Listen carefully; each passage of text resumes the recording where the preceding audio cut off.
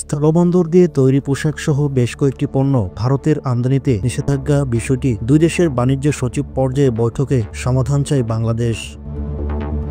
Stock হোল্ডারদের সঙ্গে বৈঠকে বাণিজ্য মন্ত্রণালয় এ সিদ্ধান্ত নেয়। এ ব্যাপারে ভারত সরকারের কাছে একটি চিঠি দেয় বাণিজ্য মন্ত্রণালয়। এটি পররাষ্ট্র মন্ত্রণালয়ের মাধ্যমে পাঠানো হয়। স্থলবন্দর দিয়ে ভারতে পণ্য প্রবেশের নিষেধাজ্ঞার পরিপ্রেক্ষিতে করণীয় ঠিক করতে মঙ্গলবার সচিবালয়ে আন্তঃ মন্ত্রণালয় বৈঠক শেষে সাংবাদিকদের বাণিজ্য সচিব মাহবুবুর রহমান এসব তথ্য নিশ্চিত করে।